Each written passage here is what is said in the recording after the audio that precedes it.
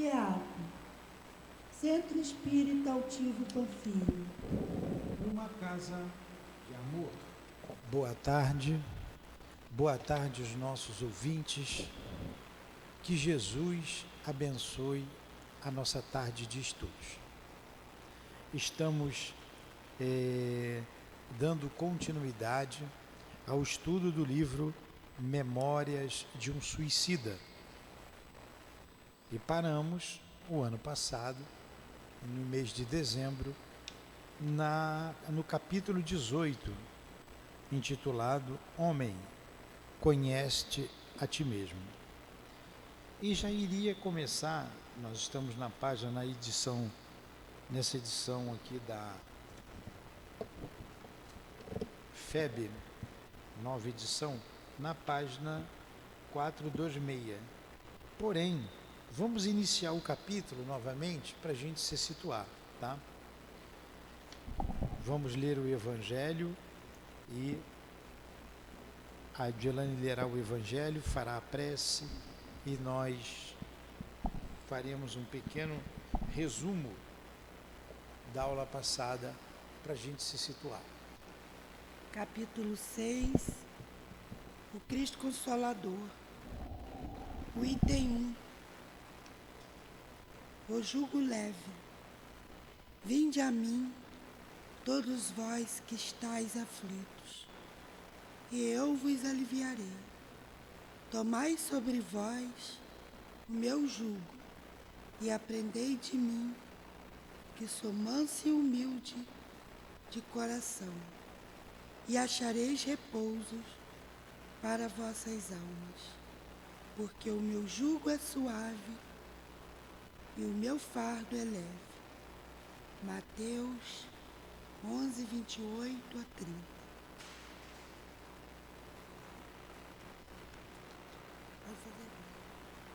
Médico Jesus, irmão e amigo de todas as horas, aqui estamos, Senhor, implorando o teu amparo, o teu amor, já que somos todos espíritos endividados com a grande lei, porque não quisemos ouvir a sua palavra imorredoura, a tua palavra imorredora, os mandamentos que vêm desde eras priscas, nós viemos então descumprindo.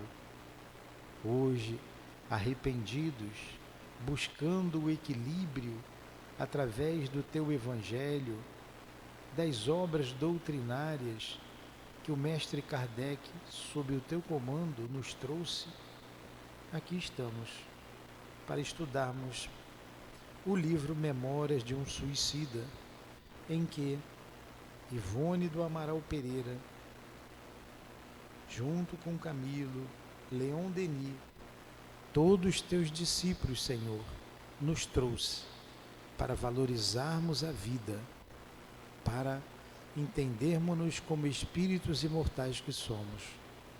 Todos nós precisamos da tua ajuda. E os encarnados aqui presentes, mais ainda, Senhor, devido à nossa incipiência e fragilidade. Permita que esses espíritos enviados por ti nos inspire, a Dona Ivone, os responsáveis por este livro, Leon Denis e o Camilo. Pedimos a ajuda do altivo, diretor desta casa de amor, da minha amada Lourdinha, esposa querida e saudosa. Pedimos a ajuda a vocês, a coluna de espíritos que sustentam o nosso CIEAP.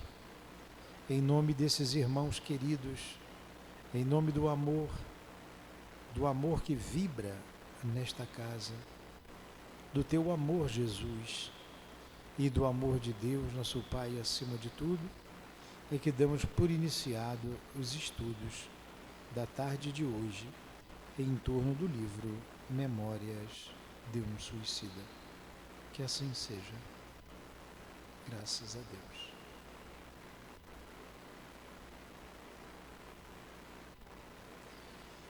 Então, meus irmãos, nós mudamos o horário de manhã para as 17 horas e vamos dar continuidade. Nós paramos, como dissemos, no capítulo 18 e passamos uma aula adiante. Eu vou repetir o capítulo 18 desde o início para a gente se situar. Mas o fato é que esse grupo de espíritos, um grupo de espíritos que tinha sido liberado do Hospital Maria de Nazaré, receberam alta, eles eram voluntários estavam livres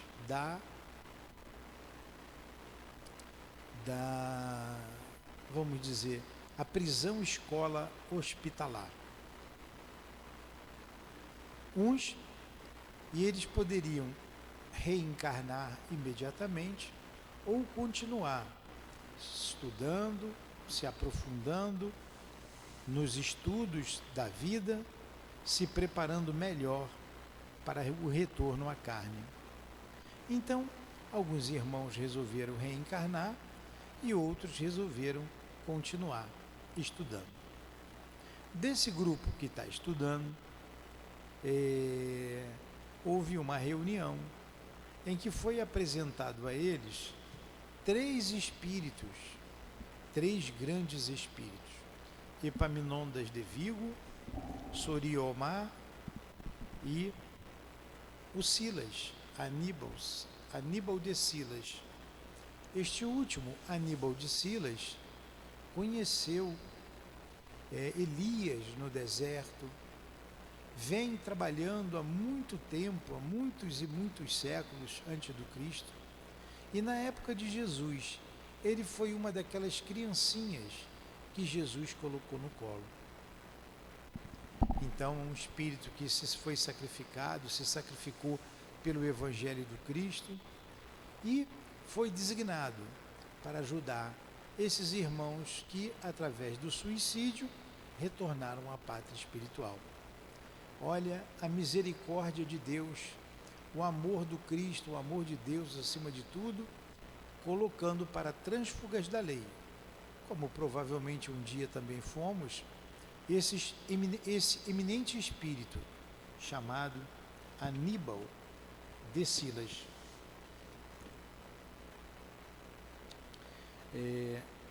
Se podemos, eu vou ler um pedacinho sobre ele, é só uma pequenina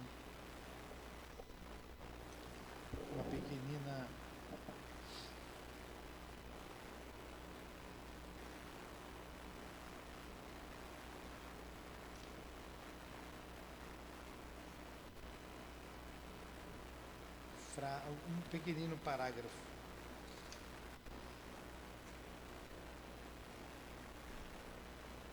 Mas vamos lá.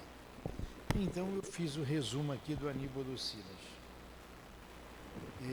Epaminondas de Vigo, um espírito também que vem em escala ascendente desde o Antigo Egito, passou pela Idade Média, servindo sempre a verdade, na Espanha, na Idade Média, servindo sempre a verdade e exalçando o nome de Deus, sem que seus triunfos arrefecessem.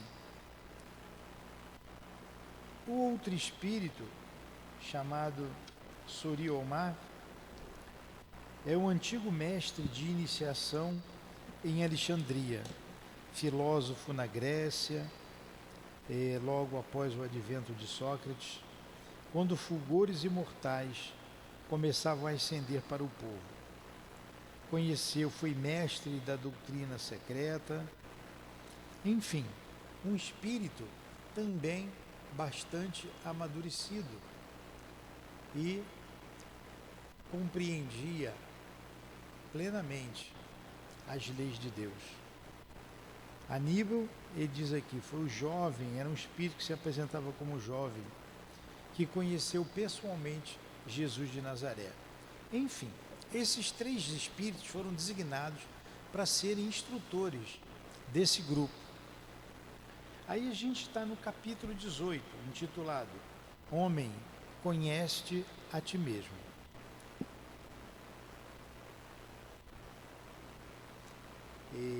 Iria já começar a questão da regressão de memória neles.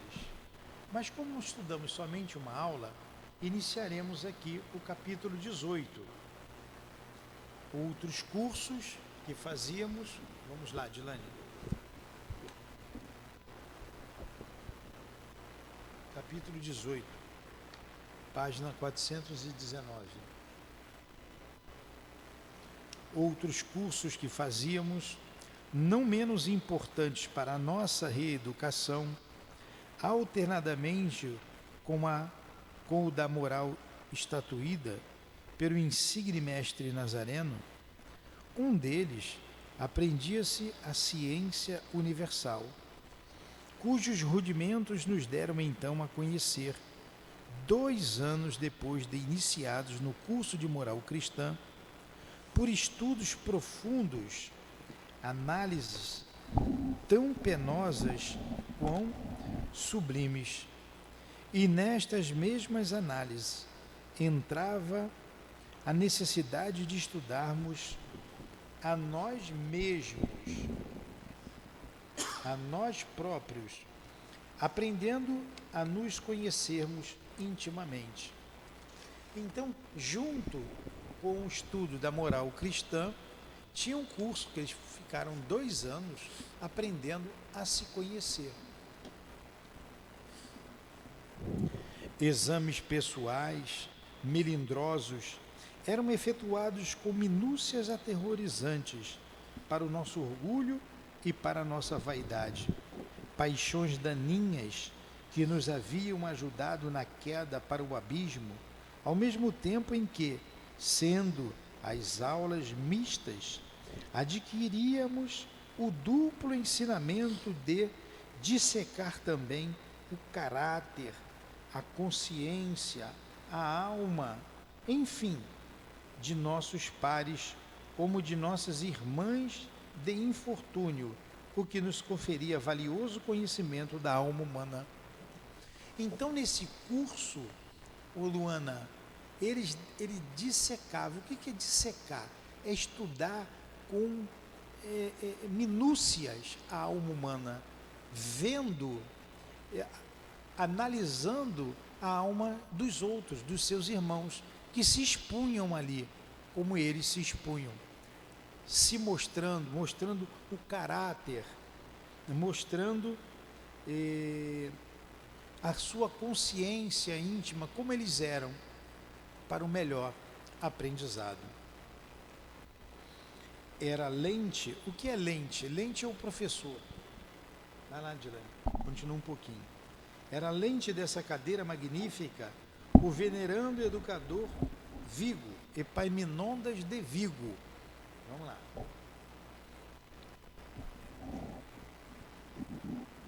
O venerando educador Epaminondas de Vigo, espírito cuja... Inicia de novo. Era lente dessa cadeira magnífica, o venerando educador Epaminondas de Vigo, espírito cuja rigidez de costumes, virtudes inatacáveis. Por quê? E energia inquebrantável infundiam-nos mais que respeito, verdadeira impressão de pavor. Em sua presença sentíamos desnudados dos disfarces de quaisquer atenuantes inventadas pelos sofismas conciliatório. Então vamos lá, vou ler do início. Era lente dessa cadeira magnífica essa regressão que eles vão fazer. O venerando educador Epaminondas de Vigo, espírito cuja rigidez de costumes, virtudes inatacáveis e energia inquebrantável infundiam-nos mais que respeito, verdadeira impressão de pavor. Era um espírito muito sério, né? Era um espírito sério, isso. Era, em sua presença, sentíamos desnudados dos disfarces de quaisquer atenuantes inventadas pelos sofismas conciliatórios, o peso vergonhoso da inferioridade que nos assinalava, o opróbrio da incômoda situação de responsáveis por delitos degradantes, pois dominava as potencialidades da nossa mente a convicção de que não passávamos de rebeldes, cuja insensatez obrigava obreiros abnegados do mundo espiritual a sacrifícios permanentes, a fim de conseguirem elevar-nos das trevas em que nos precipitáramos. Ora, a vergonha que açoitava nossos espíritos em presença de Epaminondas era um suplício novo e inesperado, de natureza absolutamente moral, porém superlativa, que se apresentava nesta segunda fase da nossa situação de suicidas em preparo de futuras realizações reparadoras. Então, esse mestre chamado Epaminondas de Vigo, ele devassava a alma do outro, o espírito, como se ele olhasse para a gente e nos visse lá do passado, nos conhecesse, como nos conhece o nosso anjo guardião, profundamente. E eles tremiam diante desse espírito, tremiam de medo. Não adiantava eles quererem esconder, né? O sofisma são falsas ideias, querendo mostrar uma coisa que não eram, querendo esconder alguma coisa deles mesmos. Diante de Epaminondas de Vigo, ninguém conseguia fazer isso. Então ele está dizendo, isso era uma tortura para a gente. Tá? Aí ele continua aqui a falar. Lê um pouco, Adilane. O emérito, tá aí, né? O emérito educador auxiliava-nos a esfoliar a própria consciência, levando-a a desdobrar-se até as recordações remotas das sucessivas migrações terrenas que tivéramos no pretérito. Olha só, esse emérito educador, como ele está qualificando o Epaminondas de Vigo, ajudava eles a esfoliar, quer dizer, esfoliar, mostrar todas as folhas da própria consciência deles, de várias encarnações anteriores. Sabe o que é você se ver diante de si, lembrando de encarnações anteriores, sabendo que você foi um suicida, muitas vezes suicida, homicida. Olha quanta dor. Então, ele ajudava as pessoas a se recordar dessas remotas, o que é uma coisa remota? Antiga e sucessivas encarnações. Continua, Dilane. Quando perscrutava nossas grações terrenas, Peraí, que tivermos... você pulou uma linha. Quando perscrutava nossa alma... devassando-a com um olhar cintilante de forças psíquicas, quais baterias de irresistíveis energias. Profundos abalos sacudiam os refolhos do nosso ser, ao passo que desejos aflitivos de fuga precipitada que nos acobertasse de sua presença, como da nossa própria, alucinavam nossos sentidos. Olha só o que ele está dizendo, nos refolhos da alma, dentro da alma, eles obrigando a ver, a recordar tudo o que eles fizeram com clareza.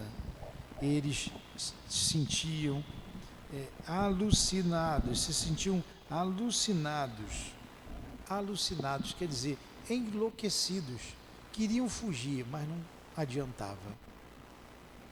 Imagina, Irineia, você vendo a sua vida com detalhes, essa agora, uma opção de coisas que você já jogou debaixo do tapete, que você não quer nem saber mais, né? Você não gosta nem de lembrar, mas você tem que levantar o tapete para ver essa sujeirada toda, e mais, das outras vidas também, da passada, não quer ver o que fez? Vocês vão ver aqui que o nosso irmão Camilo, ele vai lá na época do Cristo, 2000 anos atrás. Olha quanta coisa. Essa é a melhor encarnação. Imagine as outras. Pois é. Enquanto Aníbal de Silas continua. Com a ternura consolatória do Evangelho assedia em nosso seio fachos beneficentes de confiança no porvir, clareando o âmbito de nossas vidas com as alviçareiras possibilidades de redenção. Epaminondas arrancava lágrimas de nossos corações, renovava angústias ao obrigar-nos a estudos no imenso livro da alma, arrastando-nos a estados de sofrimentos cuja intensidade é aterradora complexidade, absolutamente inconcebível à mente humana, faziam-nos atingir os limites da loucura. Olha, Epaminondas não tinha pena não, ele era firme. Nossa, ele era brabo. Ele não era mau. Ele era brabo no plano espiritual. Ele era firme. Aí você vê aqui, né, todos os espíritos bondosos, iluminados, mas cada um com as suas características, né? Todos bondosos. Enquanto Aníbal de Silas, com ternura conciliatória, como ele falou, Aníbal era terno, o outro era firme, mas todos precisavam da firmeza de Epaminondas e a ternura de Aníbal para equilibrar a situação deles. Olha que ele coloca ali, levando a atingir o limite da loucura. Essa é a regressão de memória deles. Eles devassando a alma, esfoliando a alma, esfolhando, como ele botou ali, a alma, para se conhecerem. É muito doloroso isso. A gente tem vergonha do que a gente faz, do que a gente fez. Continua. Por essa razão, o temíamos, por essa razão, eles tinham medo do Epaminondas de vida, né? E eram dominados por um sentimento forte de pavor, a par de angústias irreprimíveis que subíamos diariamente as escadarias da academia para com ele aprendermos os primórdios da terrível disciplina, exigida igualmente de antigos iniciados das escolas de filosofia e ciência do Egito e da Índia, o conhecimento da inferioridade pessoal para o método da elevação moral pela autoeducação. Olha, então, eles com isso reconheciam a sua inferioridade, fazendo com que eles mergulhassem em si mesmo. Por isso o título, Homem, conhece-te a ti mesmo. E como ele foi mestre nas escolas iniciáticas do Antigo Egito, ele empregava o mesmo método para os seus discípulos. No entanto, tais aulas eram tão necessárias ao nosso desenvolvimento psíquico quanto eram as de Aníbal. Eram mesmo o seu prosseguimento, como passaremos a expor mais adiante. Então, era necessário a aula que Epaminondas de Vigo aplicava neles, o método que ele aplicava, tanto quanto o de Silas. Havia, porém, um terceiro curso, o qual se resumia no ensaio da aplicação na vida prática dos valores adquiridos durante os estudos e observações dos cursos anteriormente mencionados. Em vez, porém, de nos instruírem para uma prática profissional, como se diria em linguagem terrena, esse terceiro aprendizado, orientado para a prática da observância das leis da providência, que havia séculos infringíamos, tinha por mentor o Lente Soriomar e desenvolvia-se geralmente fora do santuário, isto é, do recinto da escola, de preferência na crosta da terra e nos domínios inferiores do nosso instituto. Olha o Soriomar, os três, né? O Epaminondas de Vigo, o nosso Aníbal de Silas e o Soriomar, com um terceiro curso, levando a parte prática, mostrando, e essa prática era feita aqui no próprio planeta Terra, ou para observação das leis da providência. Aos domingos Repousávamos, ainda mais não éramos que indivíduos cujas faculdades espirituais pouco desenvolvidas e ainda mais abaladas pelos traumatismo vibratorial provocado pelo suicídio, não permitiam labores continuados como víamos exercerem nossos devotados instrutores, que jamais se achavam ociosos.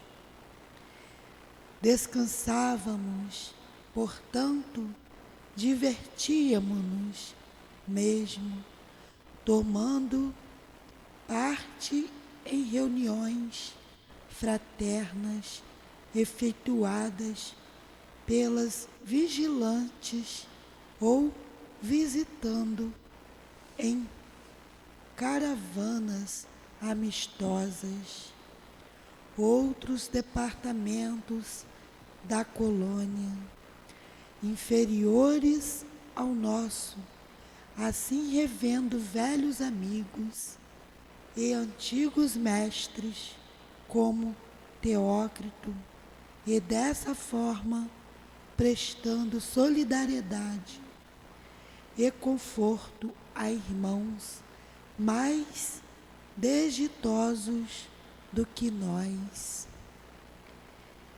que se encontrassem, por sua vez, naquelas dependências conhecidas.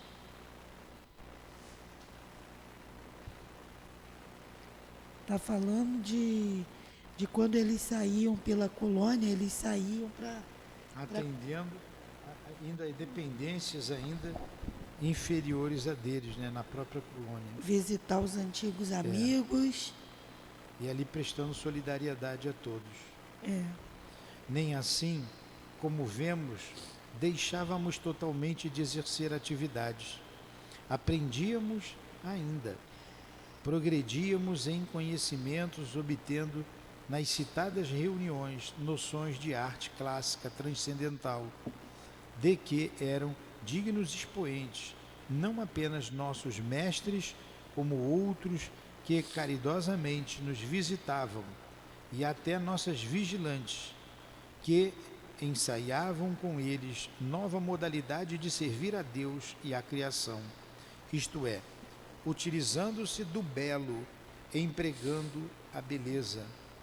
Pois convém acentuar que nossos mestres, sendo cientistas, também se revelavam estetas, enamorados da suprema beleza que se origina no sempiterno artista. Vejamos, não obstante, em que consistiam as tão importantes quanto apavorantes aulas do eminente preceptor Epaminondas de Vigo, o qual, como sabemos, fora mestre de iniciação em antigas escolas de doutrina secreta na Índia, como no Egito. Pronto. Deixa eu explicar aqui para a Luana, que a Luana não deve ter entendido. Nem você, o Carlos, né? Luiz. E você? Eduardo. Lucas. Eduardo está em casa. Você entendeu o Andriele?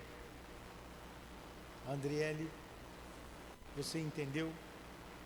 Não, você está de cabeça baixa dormindo, Andriele? Ah, bom. Tá, olha só. Esses espíritos que aqui estão são espíritos suicidas. Eles se suicidaram. E eles passaram por momentos muito difíceis em função do suicídio. O suicídio é uma das piores dores que o homem pode sofrer. Uma das piores. Nunca pensem em se suicidar. Por quê? Primeiro, não existe a morte. Não existe a morte. Ninguém morre. Porque nós somos espíritos imortais. E nós temos um corpo físico, nós não somos o corpo físico. Se matar o corpo físico, a gente continua pensando e sentindo da mesma forma que pensamos e sentimos no corpo. Quem pensa, quem sente é a alma e não o corpo físico. Então, em primeiro lugar, não existe a morte. Segundo, há o arrependimento. Porque não resolveu o problema, a morte, o suicídio não resolveu, a pessoa vai se arrepender. Há em todos, além do arrependimento, um desapontamento. Fica desapontado. Ué, eu quis me matar e não morri? E agora? Aí vem um arrependimento. Já que não morreu, eu quero ver a minha mãe, eu quero ver minha família, eu quero ver meu pai, minha esposa, meu esposo, meu filho. Eu quero ver, mas não pode ver. E a pessoa entra num estado de loucura muito grande. Porque a energia que estava no corpo físico, que duraria mais alguns anos, e ela precisa ser diluída. E o perispírito, o corpo espiritual, absorve essa energia. Tudo bem. Então esses espíritos sofreram essas consequências. Todos com saudade da família, todos arrependidos, todos desapontados e todos eles estacionados. Não podia ir adiante, não podia ir além. Eles tinham que voltar para o corpo físico. Sofreram muitos anos, muitos anos. A gente tem relato aqui de espíritos que sofreram séculos, milênios. Olha, você sabe o que é ficar 1000, 2000 anos sofrendo porque se suicidou? É muita coisa para nós. Então, esse grupo, depois desse sofrimento todo, foi levado para uma colônia. O que é a colônia? A colônia é um lugar aonde as pessoas vivem. No caso, uma colônia espiritual, aonde vivem esses espíritos. E tem uma colônia que se chama Colônia Maria de Nazaré. Essa colônia Maria de Nazaré só recebe espíritos suicidas, de suicidas. Então é um lugar triste. Eles ficaram internados lá, depois de passarem anos numa região chamada Vale do Suicida, foram levados para essa colônia Maria de Nazaré. Foram ali hospitalizados e ficaram 3 anos no hospital internado. E depois tiveram alta. Outros nem no hospital podiam ficar, ficavam no manicômio. O que é o manicômio? Manicômio é um lugar que tem doido, gente louca. Então, o suicídio enlouqueceu a pessoa. Ele foi para o manicômio. Outros foram para o isolamento, ficaram isolados, porque eles eram tão perniciosos e tão enlouquecidos que não podia ficar junto de ninguém. Esses que se suicidaram com as drogas, principalmente. Tinha os retalhados, enlouquecidos. Os retalhados eram aqueles que se jogaram debaixo de um trem e ali estavam no isolamento. Outros ainda foram para um lugar que era uma prisão, chamado a Torre. Eram espíritos suicidas, homicidas, chefes de falange, espíritos maus ainda. Ficavam presos, isolados e presos num lugar, num departamento da colônia chamado Torre. Depois de recuperados, porque estavam sendo tratados com passes, tomaram consciência de que eram espíritos, fizeram uma pequena regressão de memória, não foram muito a fundo, apenas para se verem como espíritos imortais e aí facilitar o atendimento a eles. Depois disso, desse tratamento todo, eles vieram à Terra, visitaram os lugares em que viveram e retornaram à pátria espiritual, então tiveram em seguida alta. Olha, vocês já estão de alta, já estão aqui há alguns anos, já aprenderam o que tinham que aprender aqui nesse setor hospitalar. Agora, vocês terão um novo caminho a percorrer, a seguir. E liberaram ele do caminho do hospital, deram alta a eles e disseram, uns podem reencarnar, outros podem estudar, para se preparar melhor. Então houve lá uma separação, alguns voltaram, como o irmão Jerônimo, que foi citado aqui, ele voltou, e outros foram estudar. E para estudar, se preparar mais, tem que ter professor. E vieram grandes professores, grandes mestres. Esses 3 nomes que nós citamos aqui, Epaminondas de Vigo, o Soriomar e o Aníbal de Silas. Aníbal de Silas era um jovem, e ele se apresentava como jovem, mas vinha trabalhando desde a época de Elias, o profeta que foi a reencarnação de João Batista. Então, desde aquela época ele vem trabalhando e trabalhando com Jesus. Epaminondas de Vigo era instrutor das doutrinas secretas no Egito. O que era a doutrina secreta? Era o conhecimento que nós temos hoje aqui de maneira aberta, da imortalidade da alma, da comunicabilidade, da reencarnação, da unicidade de Deus, do livre-arbítrio, e etc., da pluralidade dos mundos habitados, etc, etc, etc. É esse conhecimento que era muito rigoroso. Era um estudo que os iniciados eram levados a extremos pelo rigor do ensinamento.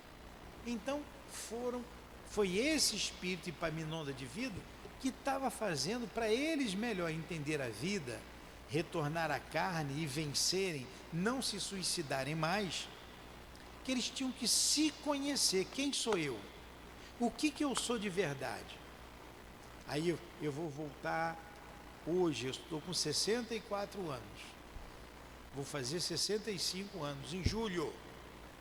Volta então aos 63, 62, 61, aos 50 anos, aos 40, aos 20, aos 10, e lembrando tudo com clareza, como eu me lembro o que eu fiz há 10 minutos atrás. O que vocês estavam fazendo há 10 minutos atrás? Assistindo a aula. Vocês estão assistindo a aula, não estavam? Já? Onde é que vocês estavam há 1 hora atrás? Em casa? Vocês vieram de casa. Lembra bem o que vocês estavam fazendo em casa? Comendo, almoçando. Quem escolheu esse vestido para você, amarelinho, bonitinho? Foi você ou foi tua mãe? Ela mesmo, está bonita. Então, ela fez 5 aninhos agora. Vai fazer em março, 5 aninhos. Então você vê. Você lembra claramente o que fez há 1 hora atrás. Vocês lembram dela ali trocando vestido? Botando a roupa limpa? Pois é. A gente vai lembrar quando estava na barriga da mãe, vai lembrar da vida passada com essa mesma clareza, da vida retrasada, e a gente vai a muitas encarnações anteriores a essa. Então, esfoliando a alma, descobrindo, eu sou esse fulano aqui, eu sou isso, eu fiz isso, eu deixei de fazer aquilo, e eles foram fundo na alma, por isso que causava muita dor. E esses instrutores estavam ali ajudando essas pessoas. Entenderam agora o que foi que aconteceu? Entendeu, Luana? Entendeu? Foi isso que eu li até agora. Aí a gente vai entrar agora num outro parágrafo. Eu acho que seria bom a gente parar aqui, ou a gente continua mais esses 10 minutos. Hein, Adilane? Vamos até aqui, o homem conhece-te. Vamos parar ou vamos continuar? Não, eu vou parar, né? Tá na estrelinha. Estudamos aí 50 minutos e agora veio uma nova ideia. Tem 3 estrelinhas aqui. Aí semana que vem, para você não ficar cansativo aí para vocês, tem muito jovem aqui. Semana que vem a gente continua. Mas o que eu disse aqui, eu sei que foi uma linguagem um pouco difícil a leitura, mas eu expliquei para vocês e vocês entenderam, né? Então vamos lá, Luana, eu vou fazer pergunta. Você pode se matar? Você se matando, você acaba com a sua vida? Acaba com tudo? Não. Claro que não.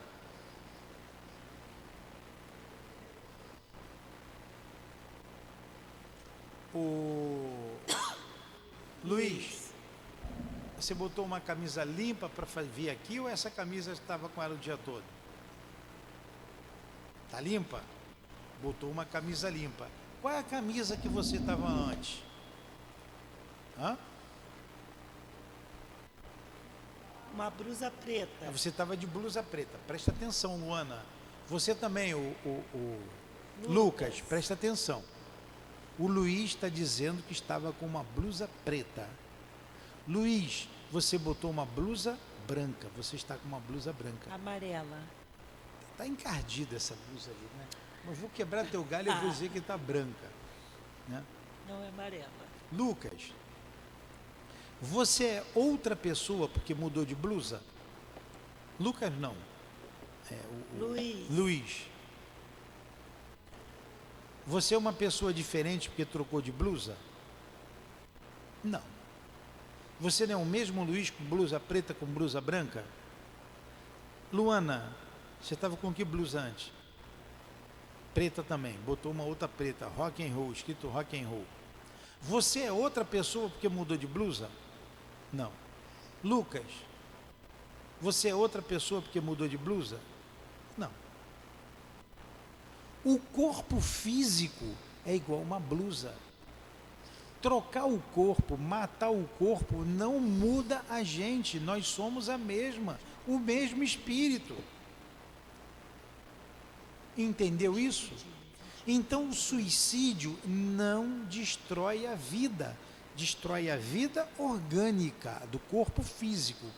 É igual você queimar essa blusa que vocês têm aí, mas vocês continuam a mesma pessoa, mesmo com a blusa queimada e jogada fora.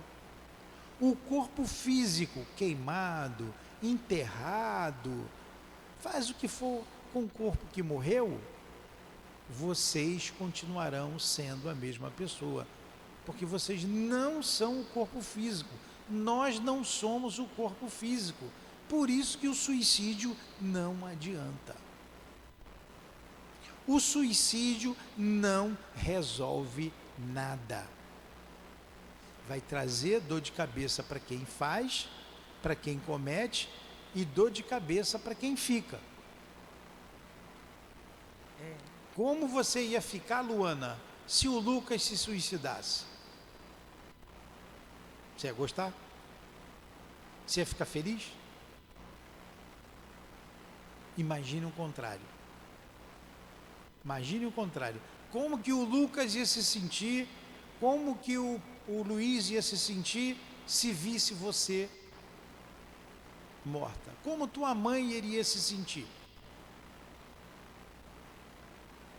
Então você não pode fazer o outro que você não gostaria que fizesse a você. Entendeu, Luana?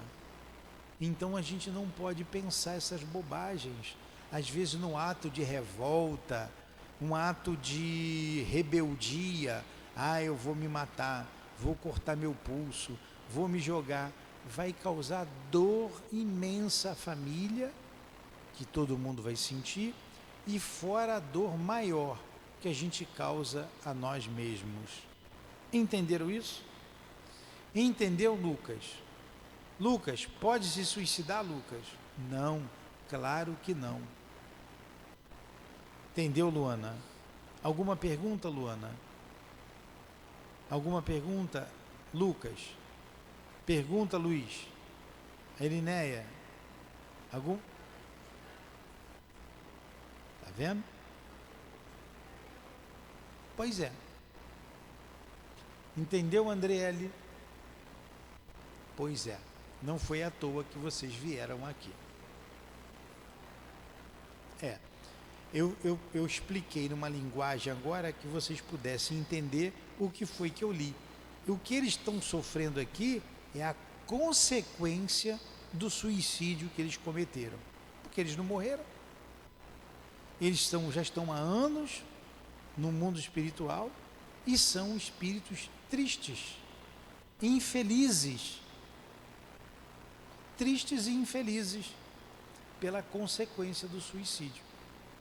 Nunca pense no suicídio. Suicídio não é solução. Por quê? Porque, Luana? Porque a morte completa.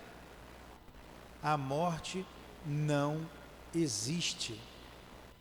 A morte não existe. Vamos agora à nossa prece para encerrar o nosso estudo.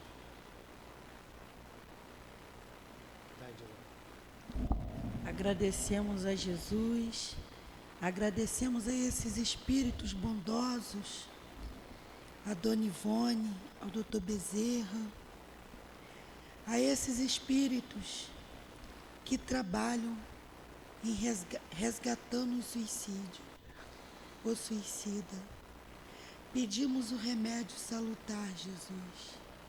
Pedimos o bálsamo curador para com esses espíritos, para com esses irmãos, que somos todos irmãos. Pedimos por nós,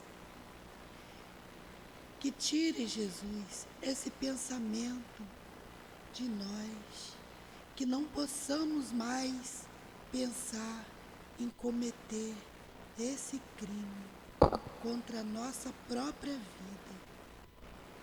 Pedimos ajuda aos médicos espirituais. Pedimos ajuda a Jesus. Pedimos ajuda a Maria de Nazaré, que interceda por esses jovens, pela nossa nação, que ocorre muito desses crimes entre os jovens, entre a humanidade. Eu peço ajuda, Jesus. Eu peço a Deus, peço ao seu altivo, a Dona Ivone, a Dona Lurdinha. Eu peço ajuda por essas crianças, por esse mundo. Peço a paz, peço o entendimento de que a morte não existe. Eu peço a Ti, Jesus. Alívio para esses que já cometeram esse crime, esperança para todos, conforto para os seus familiares, porque resta, Senhor, um lenitivo para todos nós. A vida continua.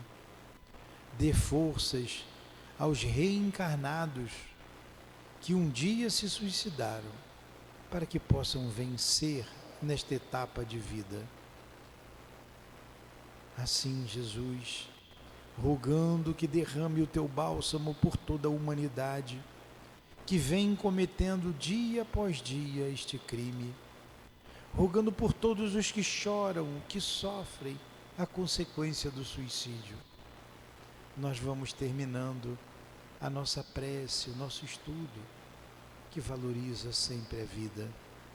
Em teu nome é que terminamos, Senhor, em nome de Deus acima de tudo, mas também em nome dos teus emissários, do nosso querido irmão altivo, diretor da nossa Casa de Amor, do Dr. Erma, do Baltazar, de Antônio de Aquino, do Dr. Bezerra, dos amigos que se fazem presente, das irmãs queridas, da minha amada Lurdinha, em nome de Leon Denis e de Allan Kardec, em nome do amor que vibra nesta casa e que possa envolver o planeta Terra, levando paz a todos os cantos do mundo, onde a guerra faz muita gente chorar e sofrer.